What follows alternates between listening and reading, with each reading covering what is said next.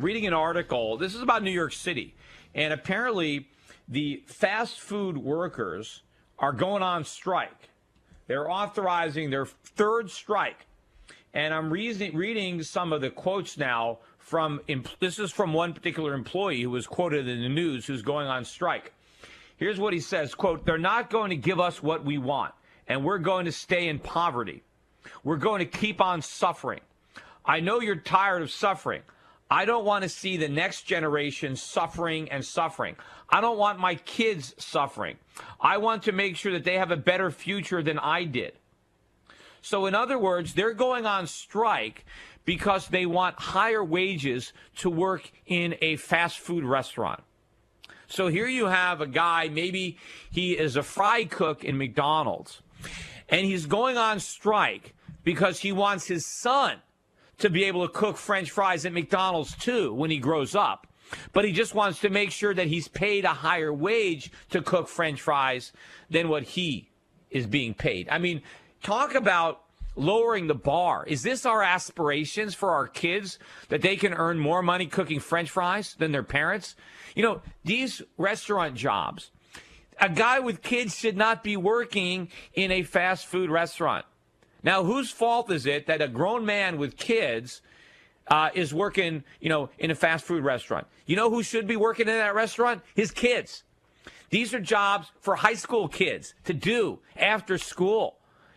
These are jobs for young people to do maybe because they dropped out of high school because they don't have the aptitude and they want to get into the workforce. And so they cook French fries until they can learn how to do something else, until they can develop their skills. To try to say that he's not getting what he wants from McDonald's. This guy was a Kentucky Fried Chicken employee.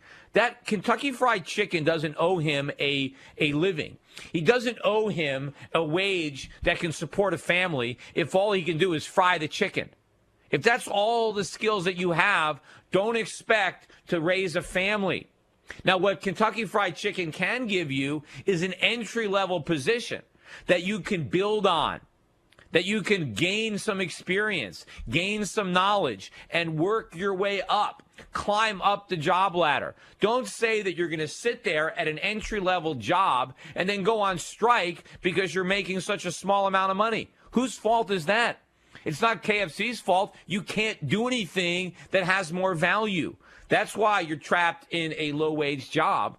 And the fact is, this guy's children are not going to get opportunities because they're not going to get these jobs because of the minimum wage. Wages are already too high for a lot of young people to step on the first rung in the job ladder. So they can never climb up.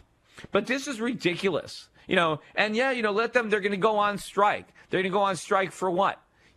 So they can, the restaurants will just find more ways to automate, more ways to eliminate jobs. I mean, what do you think was the impetus for all the plastic and all the styrofoam at fast food restaurants?